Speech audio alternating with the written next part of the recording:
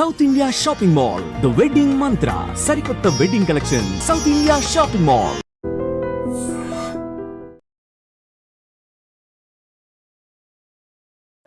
నమస్తే సార్. నమస్తే. ఎలా ఉన్నారు సార్? బాగున్నానమ్మా. ఒక గ్లాస్ కూడా పట్టుకోలేకపోతున్నా అంటే వాళ్ళ లైఫ్ టైంలో చాలా కష్టపడి ఉంటారు, ఏదర్ విమెన్ ఆర్ మెన్. ఏమంటారు, చివరాఖరి దశ అంటారు కదా, కొంచెం ఏజ్డ్ ఉన్నప్పుడు ఈ ఒక గ్లాస్ని కూడా హోల్డ్ చేయలేకపోవడం, లేకపోతే ఎవరి సపోర్ట్ లేకుండా తినలేకపోవడం, ఏదైనా వాటర్ తాగలేకపోవడం, ఇలాంటివన్నీ చూస్తుంటాం కదా సార్. అసలు ఎందుకు వస్తుంది ఇది? పార్కిన్సన్స్ వ్యాధి ఇంతకుముందు చెప్పారు కమ్మా. దీన్నే మనం తెలుగులో వణుకుడు వ్యాధి అంటారు. వణుకుడు వ్యాధి. వణకడం అనేటువంటి ప్రధానమైనటువంటి లక్షణము ఈ వ్యాధిలో ఉండడం చేత వణుకుడు వ్యాధి అంటారు. ఇది ఈ రోజు కొత్తగా కనిపెట్టినటువంటి వ్యాధి అయితే కాదమ్మా. వేలాది సంవత్సరాల క్రితమే మన మహర్షులు వారి వారి ఆయుర్వేద వైద్య గ్రంథాల్లో కంపవాతం అనేటువంటి వ్యాధిని గురించి ప్రస్తావించి చక్కటి చికిత్సా విధానాన్ని గురించి కూడా తెలియజేయడం జరిగిందమ్మా. సో సంస్కృతంలో కంపం అంటే వణకడం. వణకడం అనేటువంటి లక్షణం ప్రధానంగా ఈ వ్యాధులు ఉండడం చేత దాన్ని కంపవాతం అంటారు అనమాట. అసలు వాత వ్యాధులు 80 రకాలుగా చెప్పబడ్డాయమ్మా. అసీతిర్ వాత వికారాహ అని చెప్పేసి 80 రకాలైనటువంటి వాత వ్యాధుల్లో ఈ కంపవాతం అనేది కూడా ఒక వాత వ్యాధి. అంటే శరీరంలో వాతదోషం అనేది ఎక్కువగా ప్రకోపించడం చేత, దాని యొక్క ప్రభావం చేత వణుకుడు ప్రధాన లక్షణంగా ఉండడం చేత ఈ యొక్క వ్యాధిని కంపవాతం అనేటువంటి పేరుతో చెప్పడం జరిగిందమ్మా. ఈ యొక్క కంపవాతం లేదా వణుకుడు వ్యాధి ఏదైతే ఉందో దీన్ని పార్కిన్సన్స్ అనేటువంటి వ్యాధిగా ఆధునికంగా చెప్తుంటారమ్మా. అంటే పార్కిన్సన్స్ అనేటువంటి యొక్క వైద్యుడు వేరే దేశంలో ఫస్ట్ ఆ యొక్క వ్యాధిని గుర్తించి ప్రపంచానికి తెలియజేయడం చేత పార్కిన్సన్స్ డిసీజ్ అనేటువంటి పేరు ఆ వ్యాధికి ఇవ్వడం జరిగిందమ్మా. మరి ప్రపంచవ్యాప్తంగా కూడా ఎంతో మందిని వేధించేటువంటి అత్యంత సర్వసాధారణమైనటువంటి సమస్యగా ఈ పార్కిన్సన్స్ వ్యాధి మారిపోయిందమ్మా. సర్వసాధారణంగా మరి 60 సంవత్సరాలు దాటినటువంటి వాళ్ళలోనే పార్కిన్సన్స్ వ్యాధి ఇంతకుముందు వచ్చేదమ్మా. మేము చాలా ఏళ్ల నుంచి గమనిస్తున్నాను కదమ్మా. మరి ఈ మధ్య కాలంలో మాత్రము మరి రకరకాలైనటువంటి కారణాల రీత్యా ఇంచుమించు 40-45 ఏళ్ళ తర్వాత దాటినటువంటి వాళ్ళల్లో కూడా చాలా మంది ఈ పార్కిన్సన్స్ వ్యాధి వచ్చేటువంటి పరిస్థితి ఏర్పడుతుందమ్మా.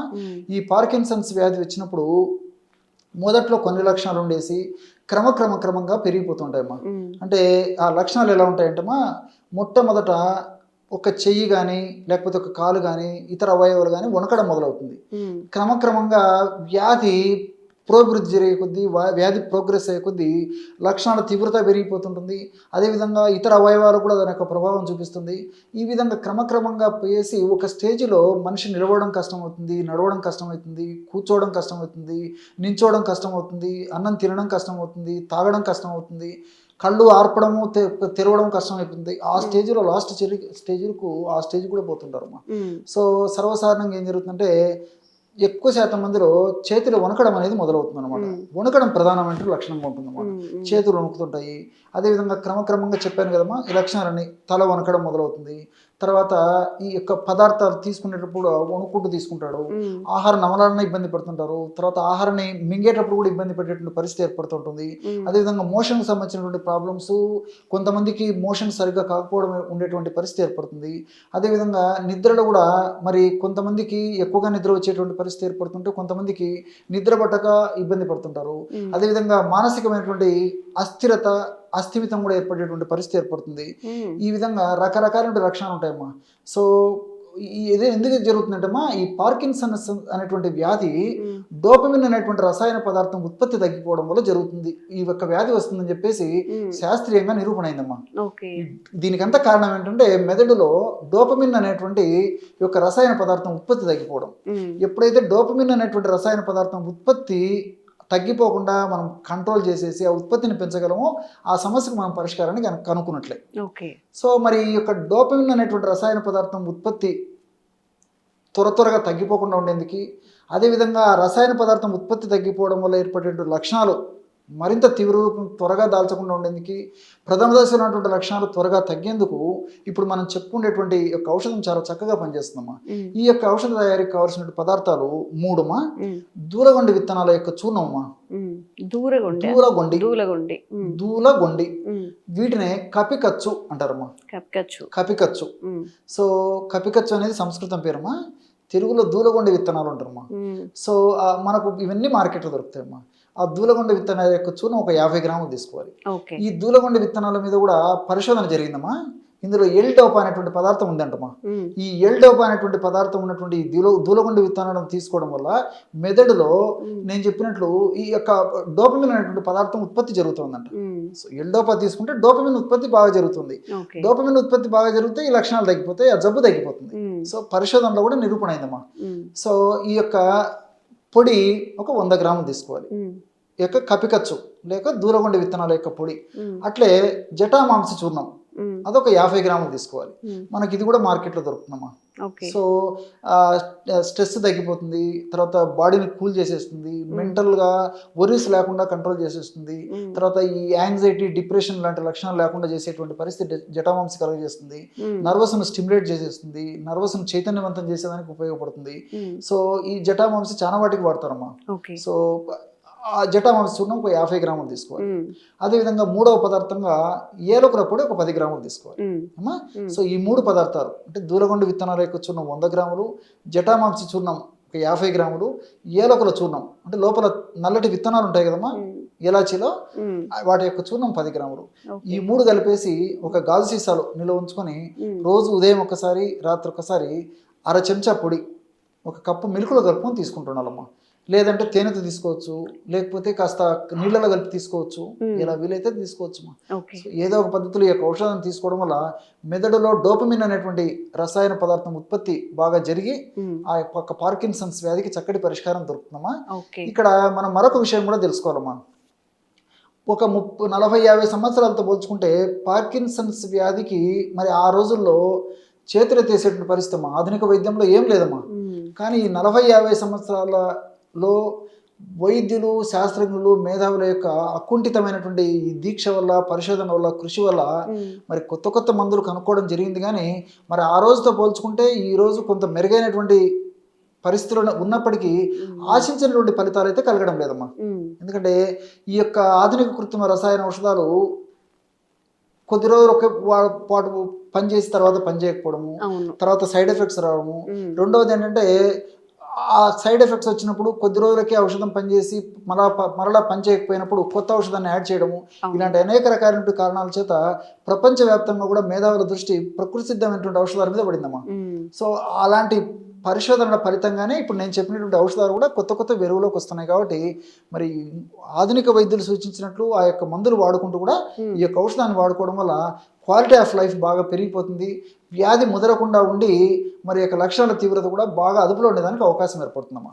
సార్ ప్రతిసారి ఇంట్లో చేసుకునేవి మాత్రమే కాకుండా బయట దొరికేవి కూడా చెప్పమని కామెంట్స్ చేస్తున్నారు. సో దీనికి ఇంట్లో మాత్రమే చేసుకోకుండా ఆయుర్వేదిక్ స్టోర్లో దొరికే మెడిసిన్ ఏదైనా ఉందా?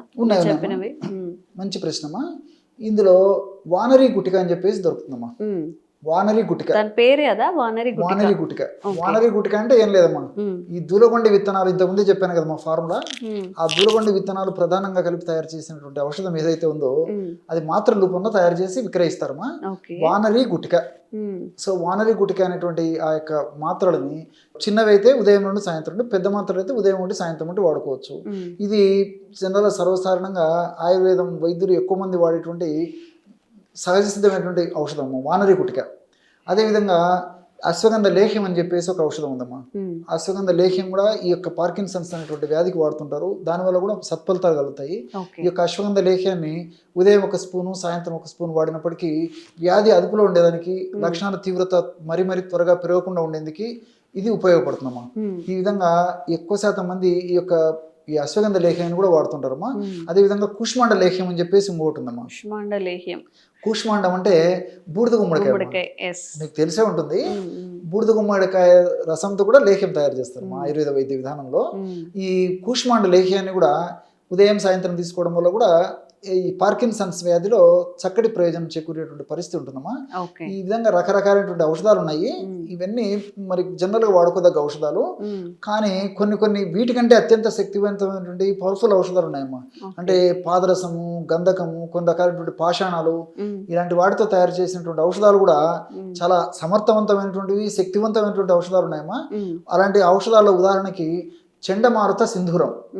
చండమారుత పేరేంది కదమ్మా చండమారుత సింధూరం. ఓకే. అంటే ఈ యొక్క వాత దోషాలని చెండారుతుందమ్మా. ఇప్పుడు వాత దోషం కదమ్మా, వాతం జబ్బు కదా ఇది. సో చండమారుత సింధూరం అంటే ఈ యొక్క వాతం, మారుతం ఉంటే వాతం అమ్మా. ఈ వాత దోషాలని అద్భుతంగా తగ్గించేటువంటి ఆ యొక్క సింధూరం అంటే కుంకుమలాగా ఉంటుందమ్మా ఔషధం. చాలా పవర్ఫుల్ మెడిసిన్ అమ్మా. అదేవిధంగా ఈ యొక్క లోహ సవీరం అనేటువంటి ఒక ఔషధం ఉంది. అదేవిధంగా సమీర పన్నగ రసం అని చెప్పేసి అదొక ఔషధం ఉంది. బృహద్వాత చింతామణి అని చెప్పేసి చింతామణి అనేటువంటి ఔషధము బృహద్వాత చింతామణి. గోల్డ్ అమ్మా, గోల్డ్తో కూడా ఔషధాన్ని తయారు చేసి విక్రయిస్తారమ్మా. సో ఇలాంటి అనేక రకాలైనటువంటి శక్తివంతమైనటువంటి ఆయుర్వేద ఔషధాలు ఉన్నాయమ్మా. మరి అలాంటి ఔషధాలు మాత్రం వైద్యుల పర్యవేక్షణలో వాడుకోవాలమ్మా. వాళ్ళకై వాళ్ళు వాడుకోకూడదు. ఎందుకంటే చాలా పవర్ఫుల్ ఔషధాలు కాబట్టి వైద్యులు ఆ యొక్క వ్యక్తిని పరిశీలించి ఆ వ్యక్తి యొక్క వ్యాధి యొక్క లక్షణాలను కూలంకషంగా చర్చించేసేసి ఆ డోసును ఎన్ని రోజులు వాడాల్సింది, ఏ డోసులో వాడాల్సింది, ఏ అనుపానంతో వాడాల్సింది, ఏ పద్ధతిలో వాడాల్సింది, ఇలాంటివన్నీ మరి వైద్యుల సమక్షంలో అటువంటి పవర్ఫుల్ మెడిసిన్స్ వాడుకోవడం మంచిదమ్మా. మిగతా ఔషధాలు నేను చెప్పినట్లు మరి వాళ్ళు వాడుకున్నా ఎలాంటి సైడ్ ఎఫెక్ట్స్ ఉండవమ్మా. సో పార్కిన్సన్స్తో బాధపడే వాళ్ళు సార్ మెన్షన్ చేసిన 2 రకాల టిప్స్ని అయితే పాటించవచ్చు. మీ ఇంట్లో ఎవరికైనా ఉన్నా కానీ, మీకు తెలిసిన వాళ్ళు ఎవరికైనా ఉన్నా కానీ ఈ వీడియో ఫార్వర్డ్ చేయండి. తప్పకుండా వాళ్ళకి చాలా యూస్ఫుల్ అవుతుంది. మీకు ఎలాంటి ఆరోగ్య సమస్యలు ఉన్నా కామెంట్ చేయండి, తప్పకుండా వీడియో చేసే ప్రయత్నం చేస్తాం. Thank you sir. Sir, one life lesson what medicine has taught you. Whatever you can do without expecting. But I really believe మన పాజిటివ్ యాటిట్యూడ్ ఉంటేనే మనం ఏదైనా సాధించగలం. గట్ ని మనం కరెక్ట్ గా డీల్ చేసినట్లయితే అది మనకి పాజిటివ్ హార్మోన్స్ ని రిలీజ్ చేస్తుంది. షుగర్ వచ్చిన వాళ్ళ పరిస్థితి ఏంటి? పొట్ట దగ్గర పెరిగితే దాన్ని ఆండ్రాయిడ్ అంటారు. ఆండ్రాయిడ్ ఫోన్ కదా. అసలు థాట్స్ ఎందుకు వస్తాయి? బ్రెయిన్ డెడ్ అంటే దానికి ప్రపంచం అంతా కూడా కొన్ని నిర్దిష్టమైనటువంటి లక్షణాలు ఉంటాయి. మానసికంగా ధైర్యంగా ఉంటే క్యాన్సర్ జయించవచ్చు. You are a doctor for a cause sir, అంతే. వాళ్ళకి వచ్చిన ఆదాయం కాకుండా ఫ్రీ సర్వీస్ ఎంతమందికో చేస్తారు.